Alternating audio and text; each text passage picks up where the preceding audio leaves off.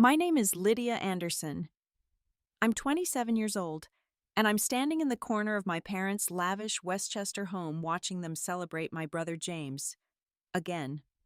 The champagne is flowing, crystal glasses clinking as everyone toasts his MBA graduation and promotion. Nobody notices me clutching my small achievement letter. Nobody except Grandma Rose, who catches my eye from across the room and gives me a knowing smile. Before I tell you how my entire family dynamic changed in one night, let me know where you're watching from. Don't forget to like and subscribe if you've ever felt like the black sheep in your family. I grew up in the wealthy enclave of Westchester County, New York, where success is measured in dollar signs and prestigious titles. My father, William Anderson, is a third-generation investment banker with an office overlooking Central Park. My mother, Eleanor, comes from old money, the kind where family portraits hang in country clubs and donations secure wings of hospitals. Then there's my brother James, 4 years older, 6 inches taller, and infinitely more acceptable to my parents. He was the golden child from the start, captain of the lacrosse team, valedictorian, Ivy League Business School graduate. He followed my father's path into finance without a single detour, climbing the corporate ladder with impressive speed. I took a different route.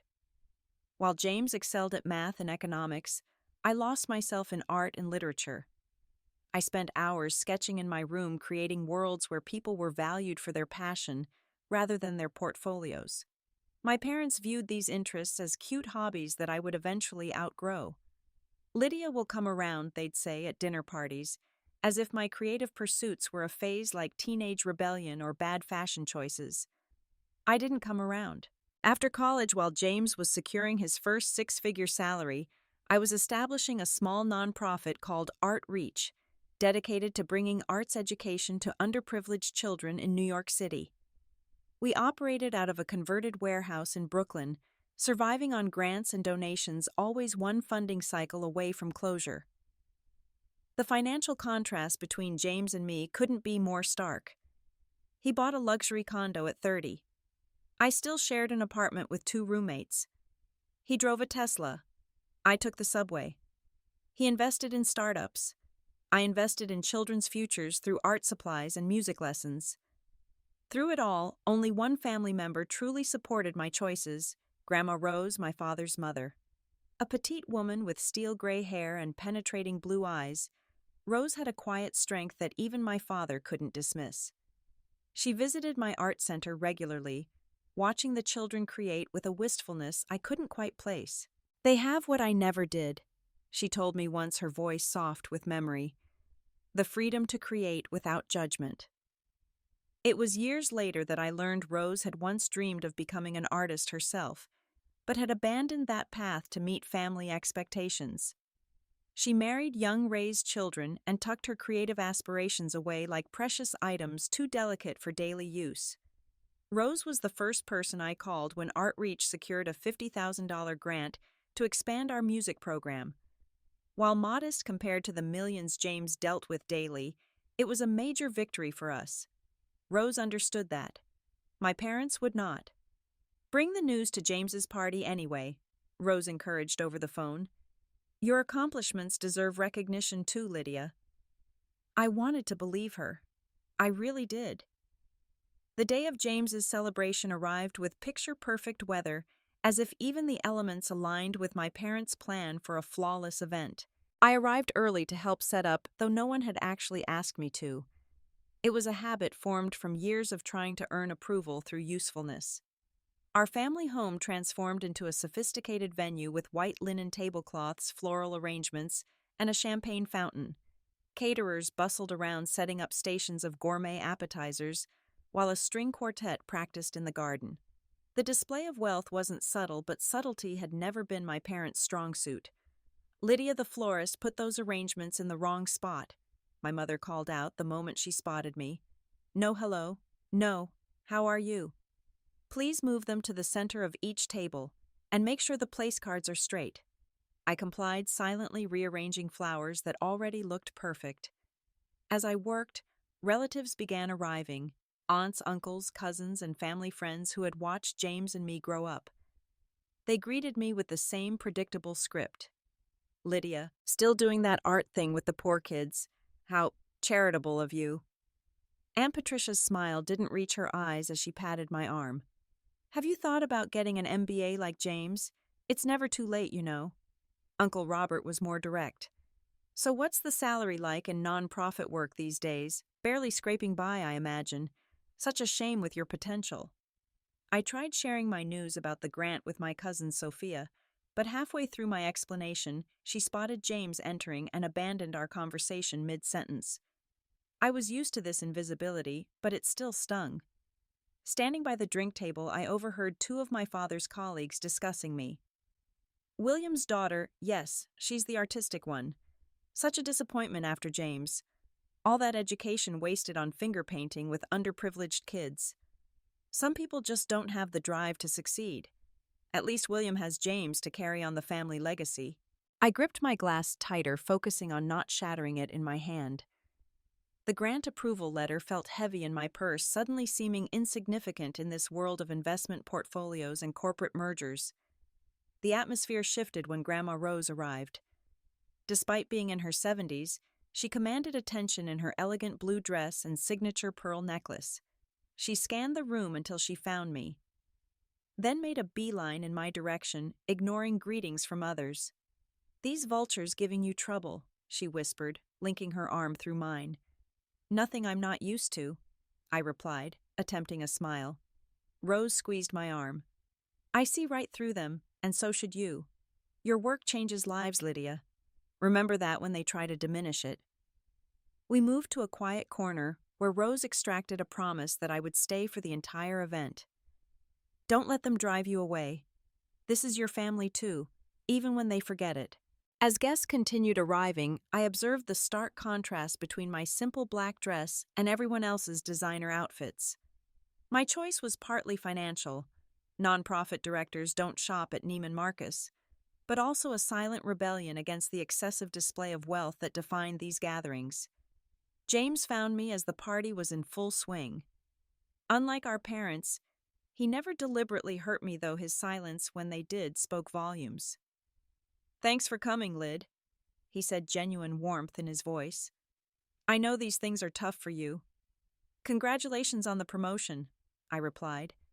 "Morgan Stanley's youngest VP deserves a celebration."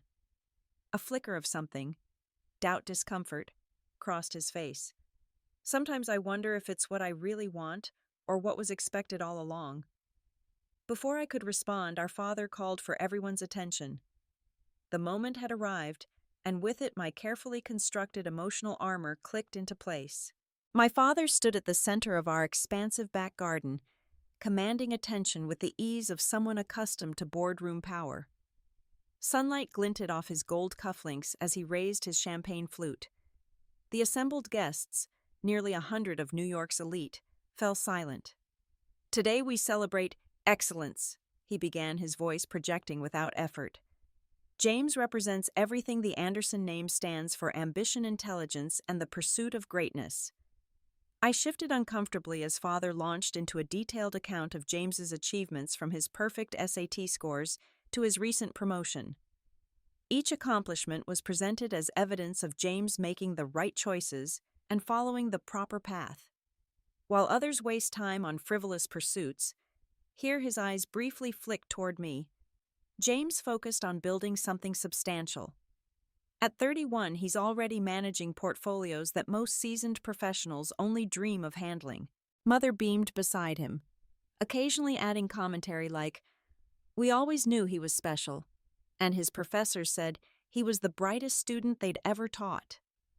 The speech continued for 15 excruciating minutes, a public reminder of what success should look like in the Anderson family. I maintained my smile through sheer force of will, grateful that years of fundraising had taught me to wear a pleasant mask regardless of my inner turmoil. "And now," father announced, his voice dropping to create suspense, "Eleanor and I have a surprise for our son, a gift to recognize his exceptional achievements and support his bright future." Mother stepped forward with an oversized envelope cream-colored with gold embossing.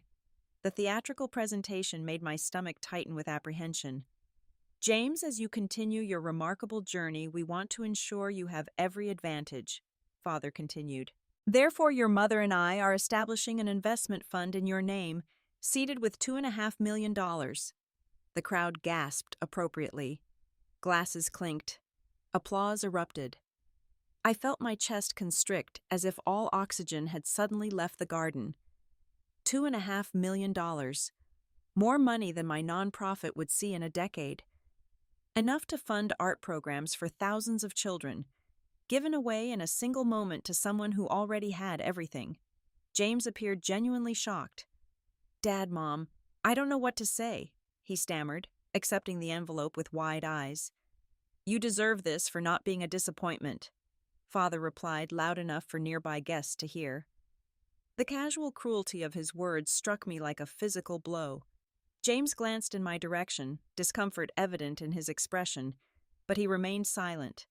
As cameras flashed to capture the moment, Mother spotted me standing apart from the celebratory crowd. Lydia, come take photos, she called as if I were the designated family photographer rather than a daughter. I complied mechanically, moving through the motions while feeling increasingly detached from the scene. The grant approval letter in my purse, my own achievement, now seemed laughably insignificant. In that moment, I understood with perfect clarity that no accomplishment of mine would ever merit similar recognition in my parents' eyes. As I snapped photos of James with various relatives and friends, each click of the camera shutter felt like another confirmation. You don't belong here. You will never be enough. You chose wrong. I needed air. The weight of pretending to be happy while being systematically erased became too heavy to bear. Slipping away from the crowd, I found refuge on the stone bench beside Mother's prized rose garden, ironically named after Grandma Rose, though Mother would never admit it. The evening air was cool against my flushed skin as I tried to steady my breathing. The grant letter crinkled in my purse when I sat down, a paper reminder of an achievement that would remain uncelebrated in this house. Hiding again, Lydia. How predictable! I looked up to find both parents standing before me, their expressions a familiar mixture of disappointment and irritation. Father held a fresh champagne flute. Mother's arms were crossed tightly over her designer dress.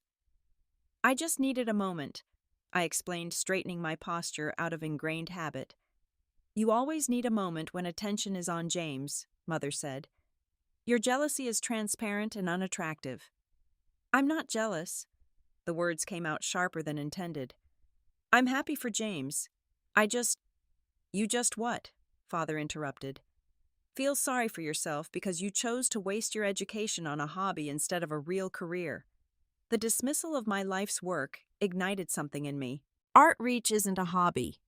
We received a grant this week to expand our music program. We're making a difference in children's lives. The moment the words left my mouth, I regretted them. Not because they weren't true, but because I knew exactly how my parents would respond. Father laughed, before taking a sip of champagne. A grant, let me guess. What, 50,000, 100 if you're lucky? James manages portfolios worth hundreds of millions. That's real impact, Lydia. Not everyone measures success in dollars, I countered, though my voice had already lost its conviction. Mother stepped closer, her perfume overwhelming in the confined space. No failures, measure success in finger paintings and participation trophies. We gave you every advantage, the same education as James, the same opportunities. You chose to throw it away. I built something meaningful, I insisted, feeling tears threatening. The children we work with. Play with crayons and glue, Father cut in. Meanwhile, your brother is shaping the financial future of major corporations. He'll be managing billions before he's 40. While you'll still be begging for grants and living with roommates, Mother added. You're a failure, Lydia. You chose this path. The word sliced through me. Failure. The culmination of every disapproving look, every changed subject when I discussed my work, every comparison to James. They had thought it for years but had never stated it so baldly. Those children need what we provide, I said, my voice wavering despite my efforts to control it. Art gives them confidence, improves academic performance, teaches problem solving. Spare us the non-profit pitch, Father scoffed. We've heard it all before. Arts education is a luxury, not a necessity. If you wanted to help underprivileged children, you should have gone into finance like James made real money and donated to established charities. Tears spilled down my cheeks, now impossible to contain. So nothing I do will ever be good enough, because it's not what you would have chosen. Don't be dramatic, Mother sighed. We're simply pointing out reality. James will leave a legacy. He'll have financial security, influence, respect. What will you have? A collection of children's artwork and a bank account that requires roommates at 27. I hadn't noticed James approaching until he was standing awkwardly at the edge of the rose garden, witnessing my humiliation. His presence should have made my parents reconsider their words, but it only emboldened them. James understands sacrifice and hard work, Father continued. He didn't chase some artistic fantasy. He built something substantial.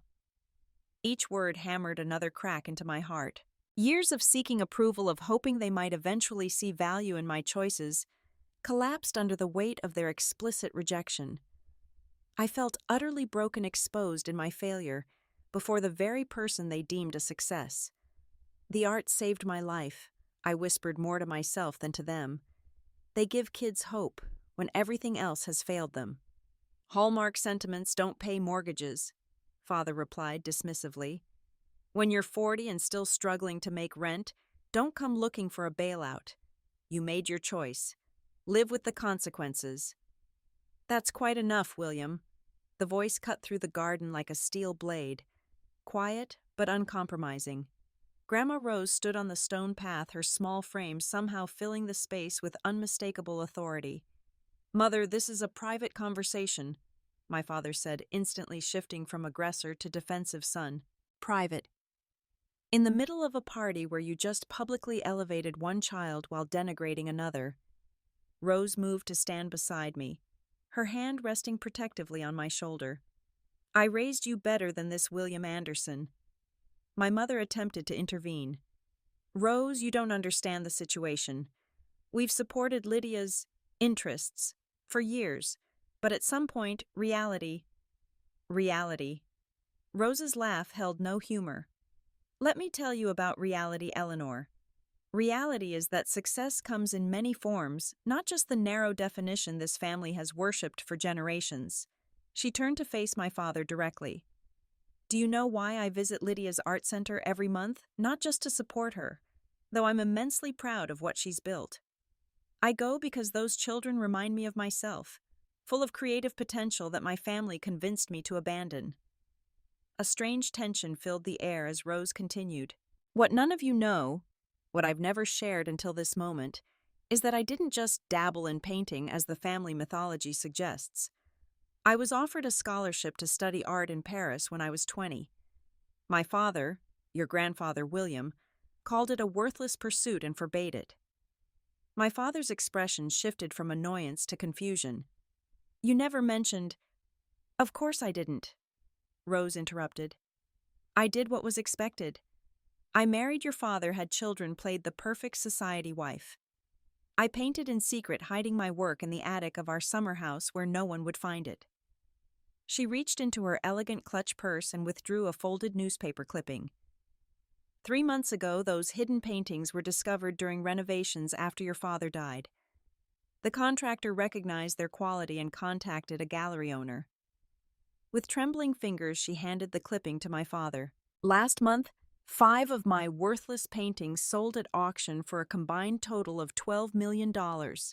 Shock rippled across my father's face as he stared at the article. My mother peered over his shoulder, her perfectly composed features crumbling into disbelief. Impossible, she whispered. Art historians are calling them lost masterpieces of American Expressionism, Rose continued. Paintings, I was told, had no value that I was encouraged to abandon for a practical life.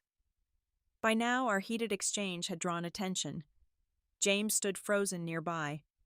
Several party guests had drifted toward the garden, pretending to admire flowers while obviously eavesdropping.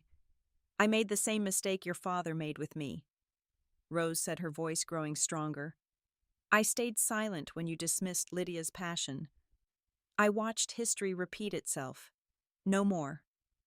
She turned to face the gathering crowd directly. My grandson James is indeed accomplished, and I'm proud of him. But my granddaughter Lydia has built something equally valuable, a haven where children discover their worth through creativity. Something I was denied. James stepped forward, then surprising everyone. Grandma's right, Dad. What Lydia does matters. I visited her center. Those kids worship her. And honestly, sometimes I wonder if I chose finance because I wanted to or because I never felt I had another option. The silence that followed was deafening. My father stared at the newspaper clipping, unable to meet anyone's eyes. My mother's face had lost all color.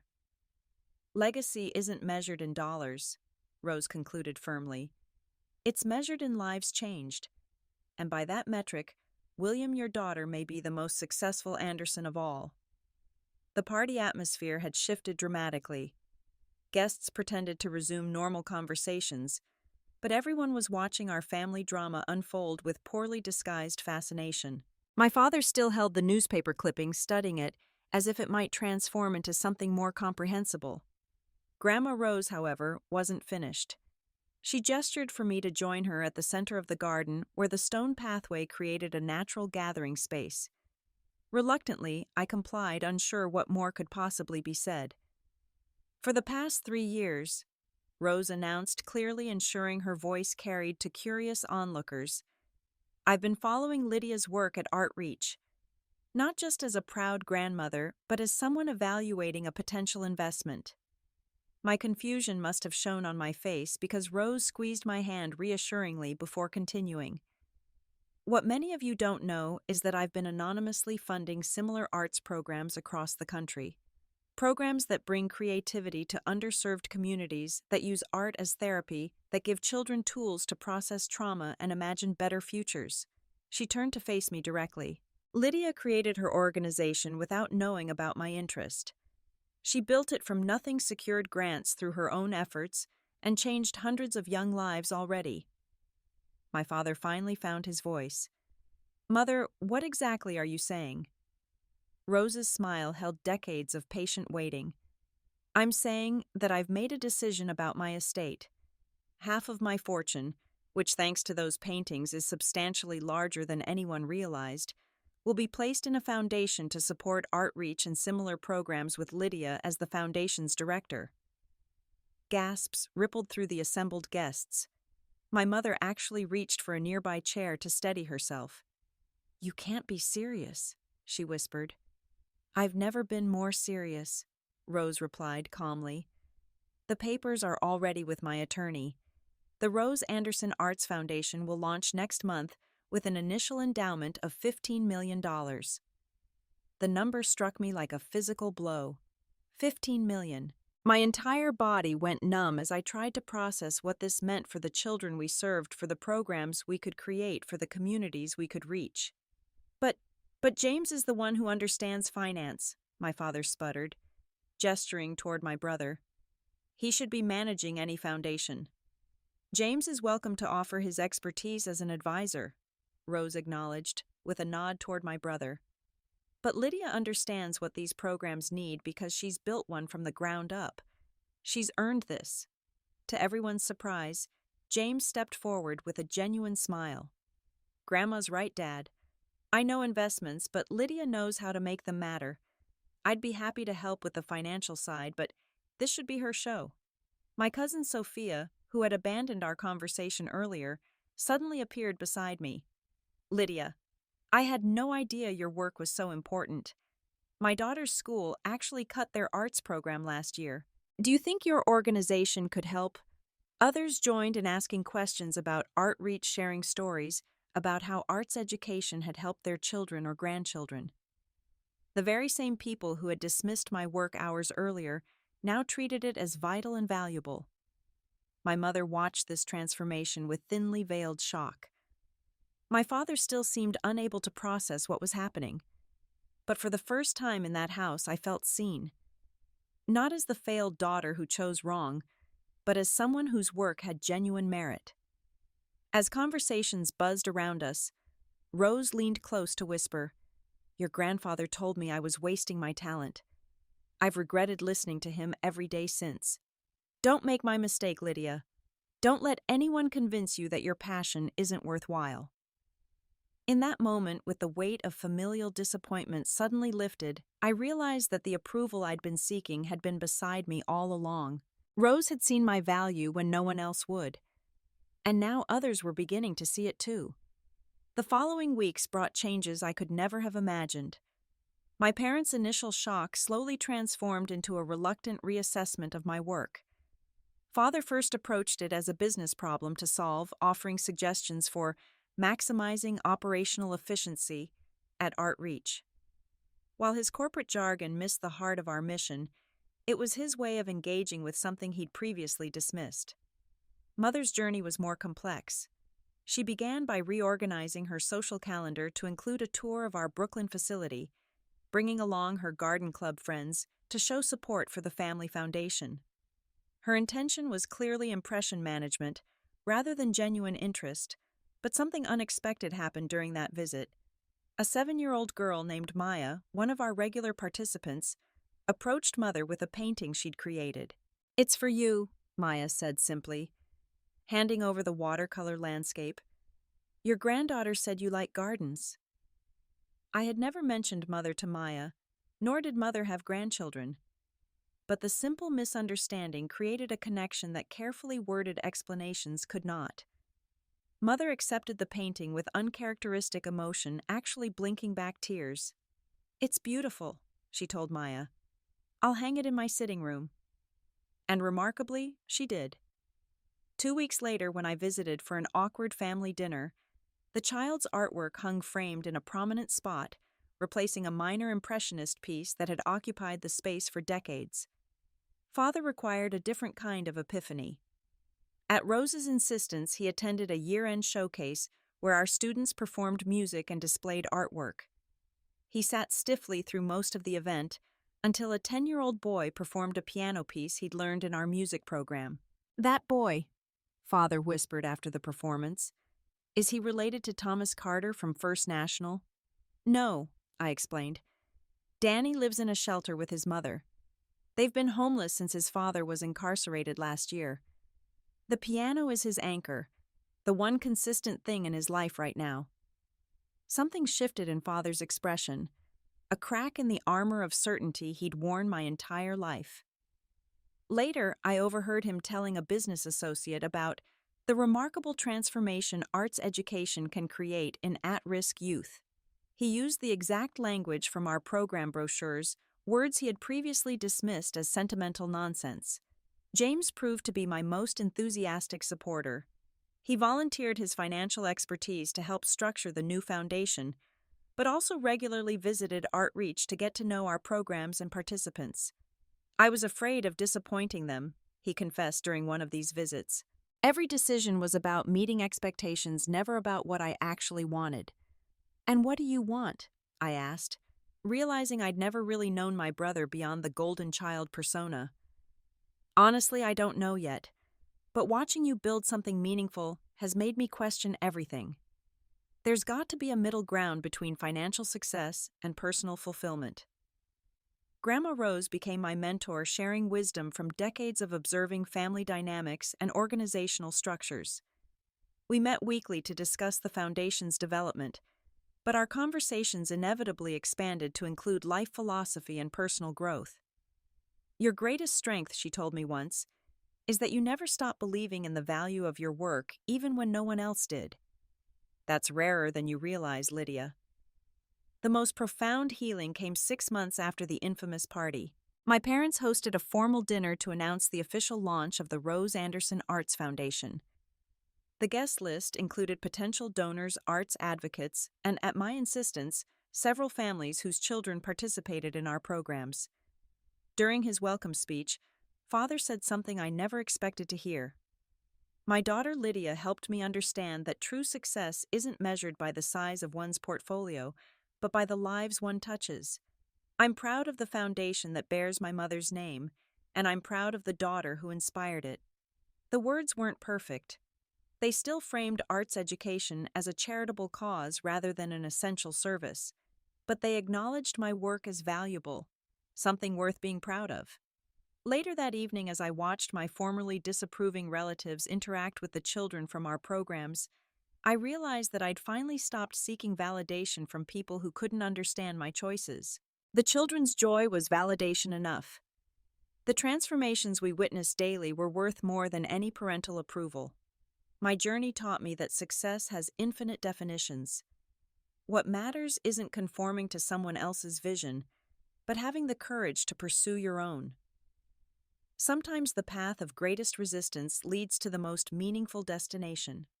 As I watched Grandma Rose showing a young girl how to mix watercolors, skills she'd hidden for decades, I understood that our legacy isn't what we accumulate, but what we share. The truest measure of our lives isn't what we gain, but what we give. I still have the letter announcing that modest $50,000 grant, the achievement that once seemed insignificant compared to James's millions. I keep it framed in my office as a reminder that every step forward matters regardless of its size. Has anyone in your family ever misunderstood your dreams or passions? I'd love to hear your stories in the comments. If this resonated with you, please like and subscribe to hear more stories about finding your own path, even when others doubt you. Remember that your worth isn't determined by others' opinions, but by the impact you choose to make. Thank you for listening, and may you have the courage to stand in your truth, just as Grandma Rose taught me to stand in mine.